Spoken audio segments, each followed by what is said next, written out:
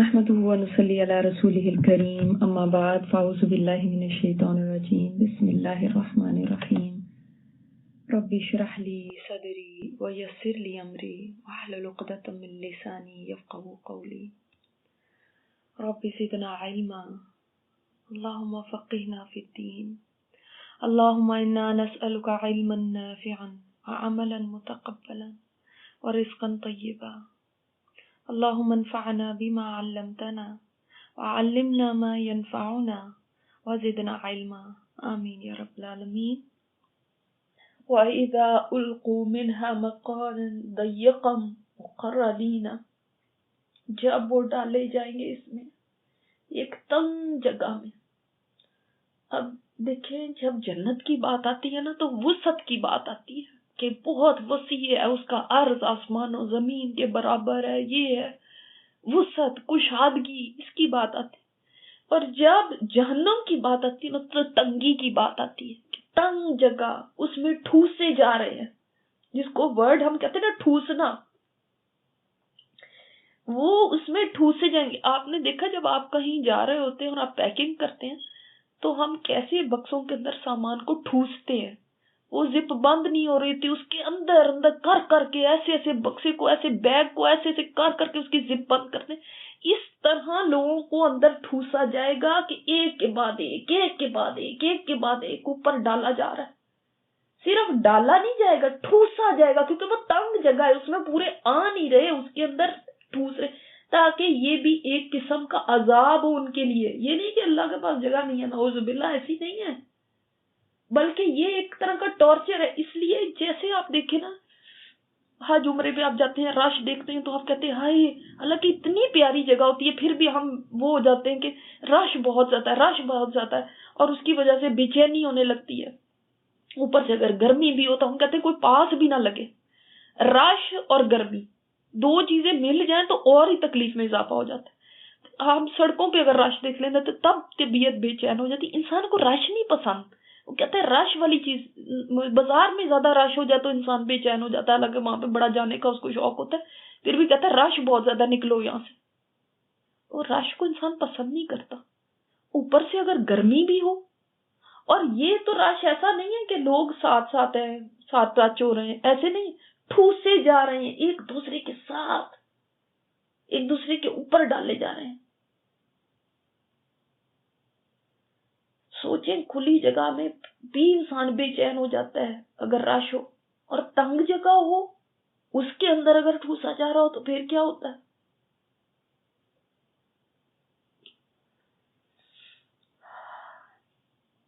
مقرنین، اور جکڑے ہوئے ہیں. جکڑے ہوئے کیسے ہوں گے؟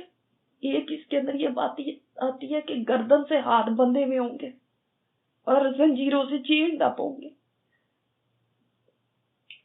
دوسری اس کے اندر یہ بھی بات آتی ہے کہ ایک دوسرے کے ساتھ بندھے ہوئے ہوں گے، یعنی ایک مجرم کو دوسرے کے ساتھ، دوسرے کو تیسرے کے ساتھ، یعنی جو ایک جیسے کرائم کرنے والے تھے، ایک جیسے جرم کرنے والے تھے، تو وہ ایک ہی گناہ والوں کو ساتھ ساتھ باندھ دیا ہوگا. تھا وہ ہنالکا تو پورا، اس دن پکاریں گے موت کو.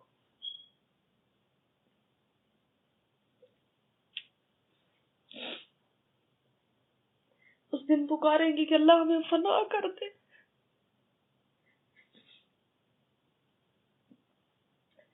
روئیں گے، چیخیں گے، دعائیاں دیں گے، لیکن کوئی سننے والا نہیں ہوگا.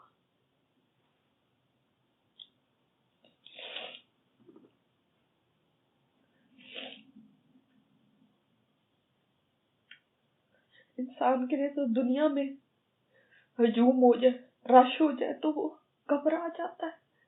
کہاں عذاب بھی ہے، بندھے ہوئے بھی ہے، گرمی بھی ہے، اور گرمی عام گرمی نہیں ہے کہ 100 ڈگری ٹیمپریچر ہے، یہ آگ ہے، آگ کے اندر ہے. تو ان سے کہا جائے گا لا تدعوا اليوم ثبورا، آج تم موت کو نہ پکارو. آج تم ایک موت کو کیا پکار رہے ہو؟ واحدن، ایک موت کو نہ پکارو. وَدْعُوا ثُبُورًا كَثِيرًا، پکارو بہت ساری موتوں کو. ایک موت مانگتے ہو، نہیں بہت ساری موتیں مانگو. کیوں یہ کہا جائے گا کہ بہت ساری موتیں مانگو؟ اس لیے کہ وہاں پہ ایک ٹارچر تھوڑی ہوگا، طرح طرح کی سزائیں ہیں، طرح طرح کے ٹارچر ہیں ڈفرینٹ.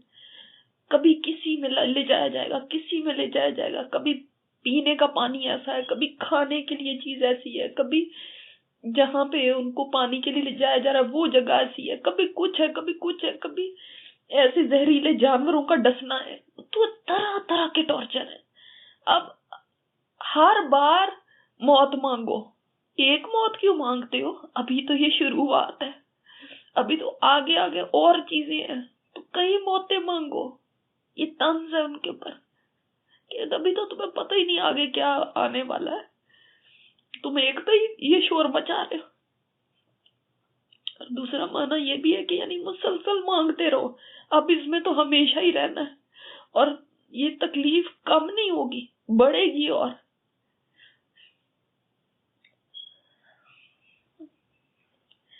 اللہم اجرنا من النار، اللہم اجرنا من النار، اللہم حاسبنا حسابا یسیرا.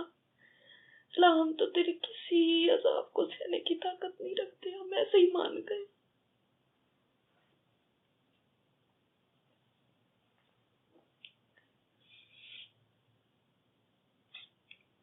ابن عباس سے مروی ہے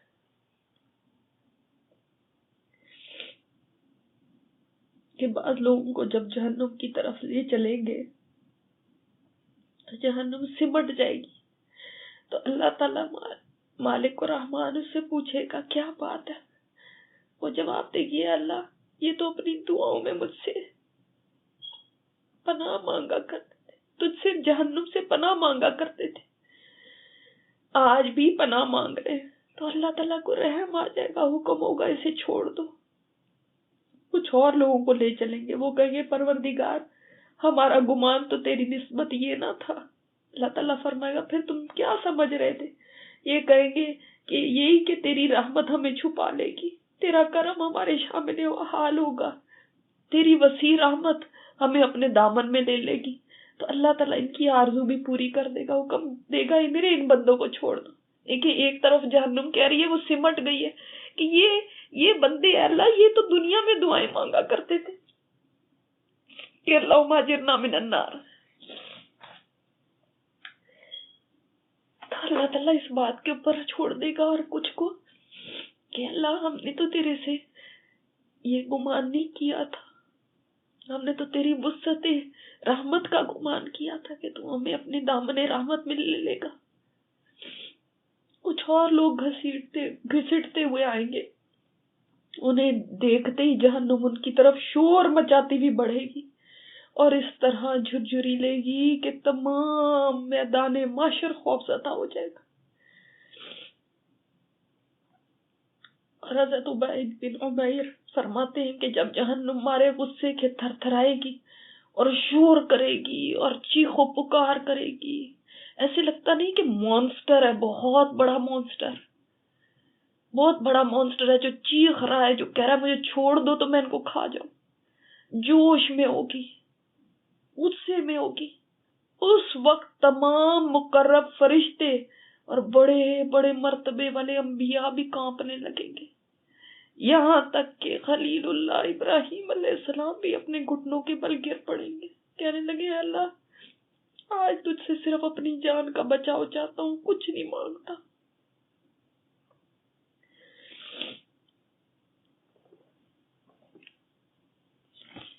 جب خلیل اللہ کا یہ حال ہوگا تو سوچیں باقی لوگوں کا کیا حال ہوگا. میں اور آپ بھی کہیں ہوں گے اس میدان معاشر میں. تو اگلی منزلیں بڑی مشکل ہیں سوائے جس کے لیے اللہ آسان کر دے.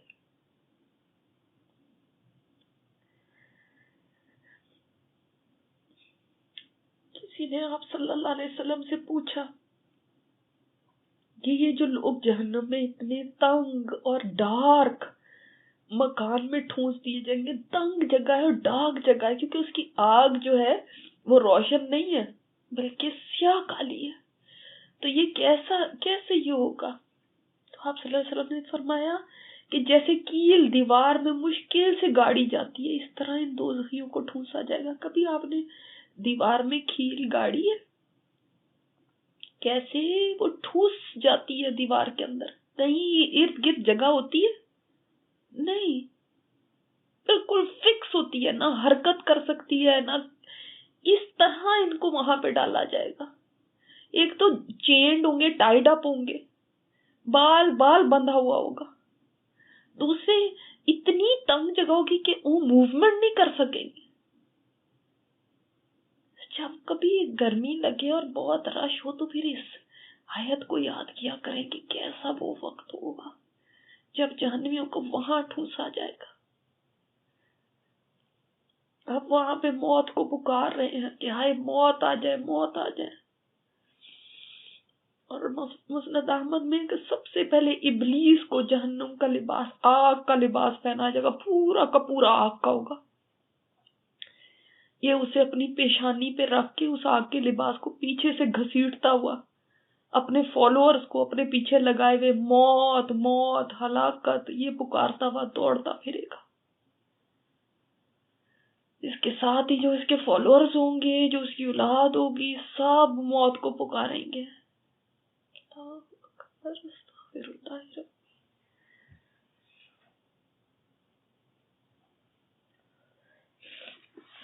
اللہ تعالیٰ فرماتے ہیں قل، اے نبی ان سے پوچھے، ذالک خیر ام جنت الخلد، کیا یہ اچھا ہے، یہ اچھی چیز ہے جو یہ بتائی گئی ہے، یہ جو سارا سین دکھایا گیا ہے، کیا یہ اچھا ہے، یا جنت الخلد ہمیشہ کی جنت. ظاہر ہے یہ ایسا سوال نہیں کہ جس کے اوپر کوئی سوچ بچار ہو. ظاہر ہے obvious بات ہے کہ جنت ہی اچھی ہے جو ہمیشہ ہمیشہ کی ہے. لیکن وعد المتقون، اس کا وعدہ تو صرف متقین سے ہے، جو تقوی والے لوگ ہیں، جو گاڈ کانشسنس والی زندگی گزارتے ہیں. ان کو ہر وقت یہ ہوتا ہے کہ میرے رب کو کوئی بات ایسی نہ ہو جائے کہ ناپسند ہو اور مجھ سے ہو جائے. جن کو ہر وقت یہ ہو کہ میرا رب کس چیز سے راضی ہوتا ہے میں وہ کروں. ہر سچویشن میں وہ یہی دیکھتے رہتے ہیں، یہ کروں کہ نہ کروں، اس سے کیا ہوگا، اللہ تعالیٰ خوش ہوگا کہ ناراض ہوگا، یہاں جاؤں کہ نہ جاؤں، اس میں ناراضگی ہوگی کہ راضی ہوگا، ایسے کام پہ اس راستے پہ چلوں کہ نہ چلوں، ایسا کام کروں کہ نہ کروں. ان کو بس یہی ہر وقت ہے، اور وہ ایک دن دو دن کا نہیں ہے، اور ساری زندگی اسی طرح گزارتے ہیں. ان کے ساتھ ہے اس کا وعدہ، اس جنت الخلد کا. اللہ تعالیٰ نے دونوں باتیں بتا دی، دکھا دیا. بتاؤ تم کس کو چوز کرنا چاہتے ہو؟ جنت کا راستہ کوئی پھولوں کا اور سیج کا راستہ نہیں ہے کہ وہاں پہ ویلکمز ہیں اور وہاں پہ ہار ڈالے جا رہے ہیں اور وہاں پہ آرام ہے اور وہاں پہ مزے ہیں. ایسا راستہ تو جنت کو نہیں جاتا.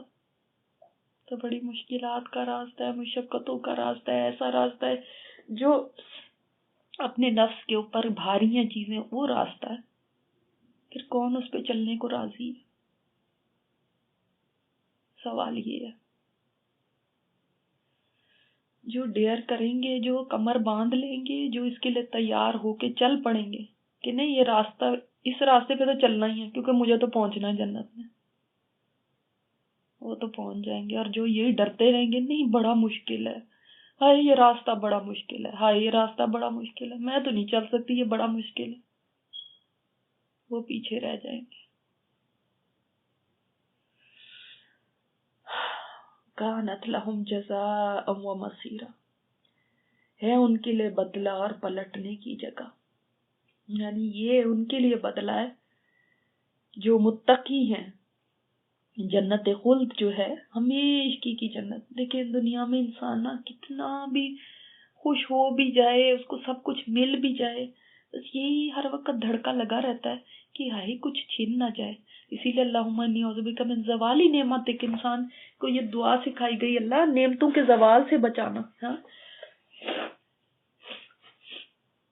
کہ انسان یہ دعا مانگے اور یہ جو نعمتوں کے اندر صرف یہ نہیں ہے کہ میرے مال و دولت میرے سے نہ چھل جائے، یہ دھڑکا لگا رہتا ہے، اللہ ایمان سلامت رہے، اللہ کلمے کے پر موت آئے، اللہ کہیں کسی شرک میں نہ پڑ جائیں، یا اللہ کہیں کسی گمراہی میں نہ چلے جائیں. کتنے خوف رہتے ہیں، ہے نا. تو جنت ایسی جگہ ہے، یہ سارے خوف دور ہو جائیں گے. خلد ہے اس میں، ہمیشہ کی ہے، جو نعمت ہے وہ ہمیشہ کی. یہ سارے ڈر خوف، کوئی یہ نہ میرے سے چھن جائے، میرے پیارے کہیں مجھ سے جدا نہ ہو جائے، ہائے کوئی بیمار نہ ہو جائے، ہائے کوئی کسی کو کچھ مسئلہ نہ ہو جائے، عافیت رکھے اللہ دنیا میں، یہی بس دعائیں ہوتی رہتی ہیں نا. اور یہی خطرہ ہر وقت دھڑکا لگا رہتا ہے.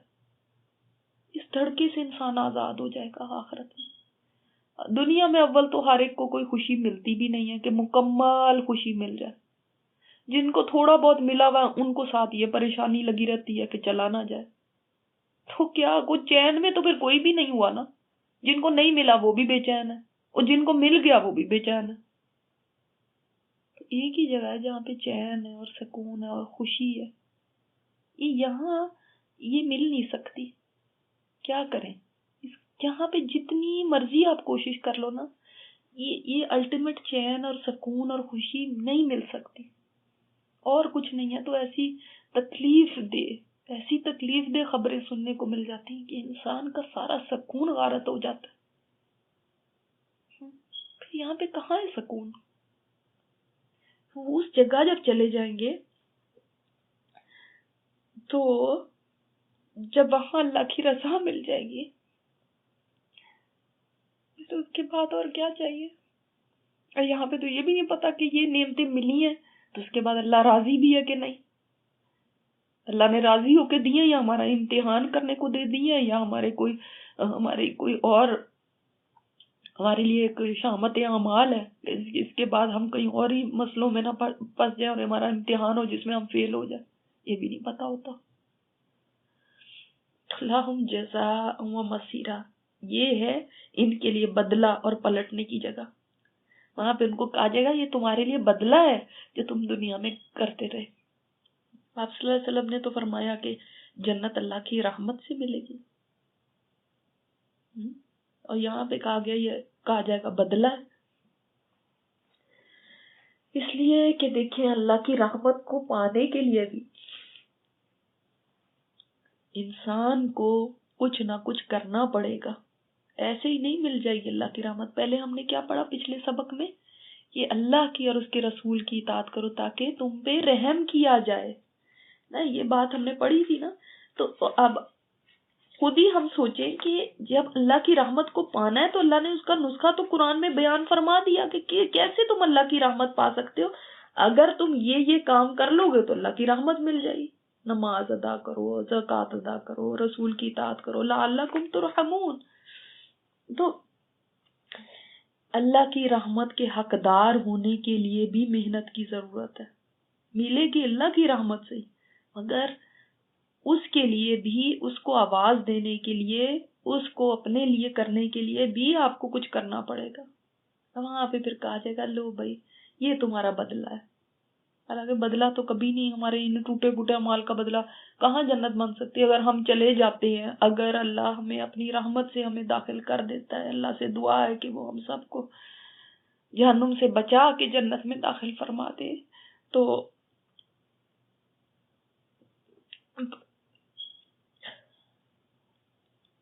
بدلہ تو کبھی بھی نہیں ہو سکتی. مگر یہ کہ اس وقت وہاں پہ ان کو ایک شاباشی کے طور پہ، ایک حوصلہ افزائی کے طور پہ کہا جائے گا کہ یہ بدلہ ہے تمہارے لیے، اور پلٹنے کی جگہ تمہاری واپس وہیں آ گئے.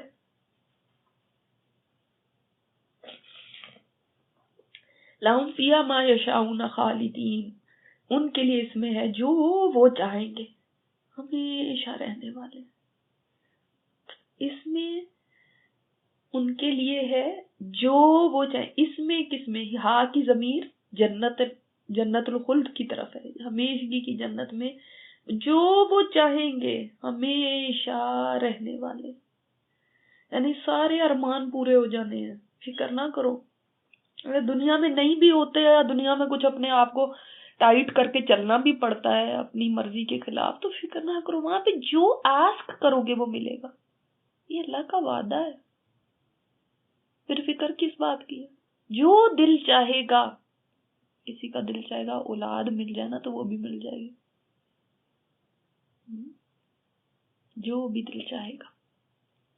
آپ اپنے دل میں سوچ لیں کہ میرا دل کیا کیا چاہتا ہے، اور سوچے کہ سب کچھ مل جائے گا وہاں۔ انسان کی خواہشات کی بھی اصل میں ایک لمٹ ہوتی ہے۔ ہم تو سبحان اللہ، ہم تو مانگنے بھی لگتے ہیں، پھر ہمیں سمجھ ہی نہیں آتی اور مانگے کیا۔ دیکھیں نا، دعائیں بھی ہم کرتے ہیں، لسٹ بنانی پڑتی، پہلے تو یاد ہی نہیں رہتا، پھر اگر لسٹ بنا بھی لے، ساری اپنی خواہشات لکھ بھی لیں، تب بھی ایک لمٹ ہوتی ہے۔ اللہ تعالیٰ وہاں پہ جو انسان چاہے گا وہ بھی، اور اس کے سوا آن ٹاپ آف اٹ بھی دے گا۔ اللہ اکبر، یہ اللہ کا کرم، یہ اللہ کی رحمت۔ کان علی ربک وعدا مسئولا، یاد رکھنا، یہ ایسی کوئی باتیں نہیں ہیں کہ اللہ کا وعدہ ہے تمہارے ساتھ، اس کا مطالبہ کیا گیا، یعنی اتنا پکا وعدہ، اس سے زیادہ پکا وعدہ ہی نہیں جو مانگا جا سکتا ہے، جس کو تم ڈیمانڈ کر سکتے، کہہ سکتے ہو اللہ تو نے یہ وعدہ کیا تھا ہمیں دے، اگر نہ ملے تو، لیکن اللہ کا وعدہ ہے۔ یعنی ویسے تو اللہ کے اوپر کوئی چیز فرض نہیں ہو سکتی، واجب نہیں ہو سکتی کہ ضروری اس نے کرنا ہے، لازم ہے اس کے اوپر، کوئی چیز بھی نہیں ہم کر سکتے کہ اس کے اوپر لازم ہے کہ وہ ہمیں صحت دے، اس کے اوپر لازم ہے کہ وہ ہمیں یہ کھانے کو دو، اس کے اوپر لازم ہے کہ وہ ہمیں جنت میں داخل، ایسا نہیں ہے۔ لیکن اللہ تعالیٰ نے یہاں پہ، ہم نہیں لازم کر سکتے اس پہ، لیکن اللہ نے یہاں پہ اپنے آپ کے اوپر خود لازم کیا ہے، کہنا اعلی ربی کا، اعلی ربی کا مطلب کیا؟ اللہ نے اپنے ذمے لے لیا ہے، اپنے اوپر لے لیا ہے، یہ اس کی طرف سے وعدہ ہے جس کا تم سوال کر سکتے ہو، ٹھیک ہے؟ تو یہ ایسی ہی باتیں نہیں ہے کہ پتہ نہیں جنت ہوگی کہ نہیں، پتہ نہیں ایسا ہوگا بھی کہ نہیں۔ جب رب کوئی بات کہہ دے نا تو اس کی تو کہی ہوئی بات ہی یعنی آپ کے لیے کافی ہے، لیکن جب وہ فرما دے وعدہ ہے تو پھر سوچیں کہ جب وہ وعدہ کہہ دے کسی بات تو اس میں کوئی شک ہو سکتا ہے؟